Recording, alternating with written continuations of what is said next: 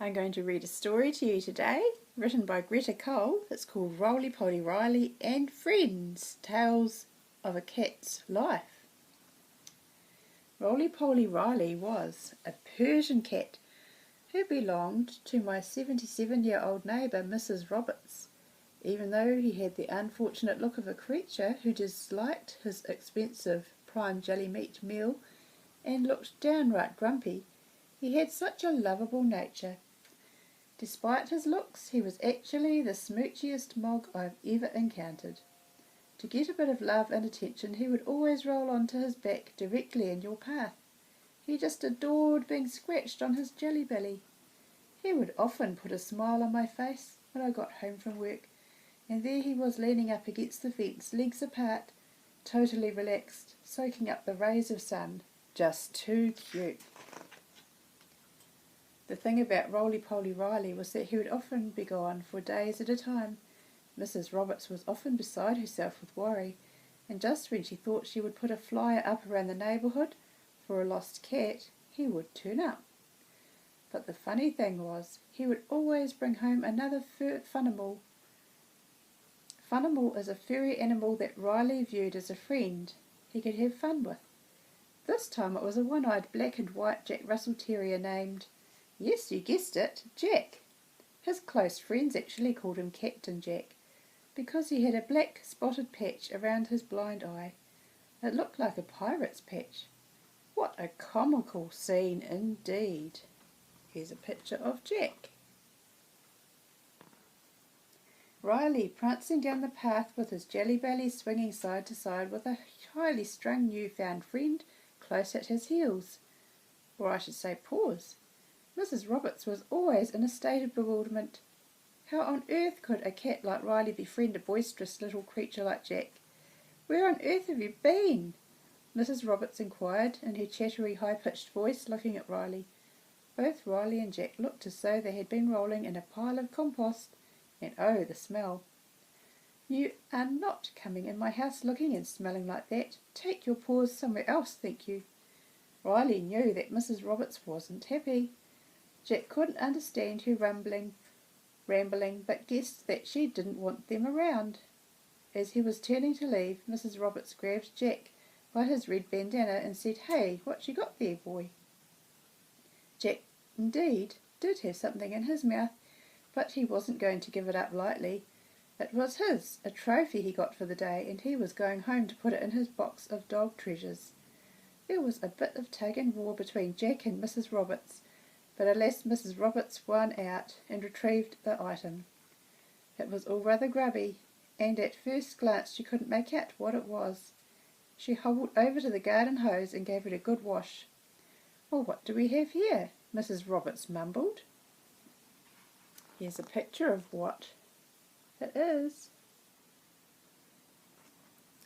When closely inspecting the item, she had both intrigue and excitement in her voice. What she was holding was a greenstone-shaped pendant. It had a hole at the top, where a bit of leather or chain would have been threaded through. "Boys, where did you get this?" Jack, of course, not really understanding what Mrs. Roberts was saying, got an indication by her hand gestures of what she was asking. So he turned his paws and trotted off down the pathway, along with Riley, who of course was trying to be one step ahead.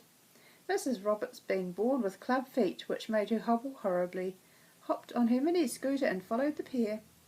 Just down the end of the road from Mrs. Roberts' house there was a park, which used to be the local rubbish dump. These days it was a lovely garden for all the community to enjoy. It had all sorts of unusual plants that attracted bird life. It was such a peaceful place. Riley and Jack went over to a corner of the park behind some flax bushes, waiting for Mrs. Roberts to catch up. My, she said, "You boys have been having a wee scrummage around, haven't you?" The three of them were hovering over a dug-up section of dirt, which had some interesting bits of clumps and bumps in it. "Get back, boys. Methinks we have to cordon the area off. It seems as though you found something of historical significance." Next thing, Mrs. Roberts was picking up a broken tree branch and sticking it in the ground. She took off her multicoloured scarf and wrapped it around the branch. Back, back, lads. We don't want to disturb any more of the area, and we need to contact the local authorities to check the site over. At this point, a small group was starting to gather around. Mrs. Roberts instructed one of the teenage kids to ring 111 on their cell phone. Tell them this is an emergency and we need officials to come here to Willow Park to examine a site that may be of national significance. The teenager thought she was off her rocker, but did what was instructed, as he was always told, to respect your elders. It did not seem long before there was heard a screech of sirens and bright lights flashing. 4 big burly policemen got out of 2 police cars, and it certainly seemed as though they were on a mission. Stand back, people. We don't want the scene of the crime site to be touched in any way. Mrs. Roberts piped up, Look here, cops. It was my 2 animal friends that discovered the site, and here's an item of interest. She held out the green stone pendant. Interesting indeed, one of the cops responded, taking the pendant. We'll need to take this back to headquarters and get it checked over. In the meantime, we'll have this park cordoned off. Thanks, lady. It seems like you and your four-legged friends have done a good job of making this an interesting area. It wasn't till about a week later there was a write-up in the local newspaper, front page, in fact, with a huge photo of Riley, Captain Jack, and Mrs. Roberts. They were looking rather chuffed with themselves. It was headed, Long Lost Pendant of Queen Takaro found. Riley was the one wearing the pendant round his neck. He always had to be the one who stole the show. The article read that the trio had found a site of historical significance, believed to be where a native Maori tribe roamed, and the item of interest belonged to the Queen, Hine Takaro. Here's a picture of that one. Greenstone pendant. There had been many stories and legends about the Maori Queen being very wise and generous, and was known to have a large array of greenstone jewellery. One of interest was a whale silhouette design with its tail shaped into a hook. This is the one Mrs. Roberts had taken from Jack's mouth. Legend had it the Queen had caught many fish during her time. Now, being found, it could be confirmed that the Maori Queen and her tribe did actually exist. The pendant, along with other items, are now in the hands of the museum.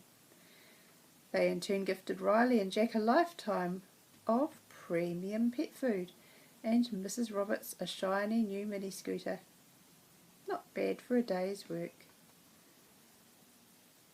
So that was the story of Roly Poly Riley and Friends. Tales of a Cat's Life. Hope you enjoyed it.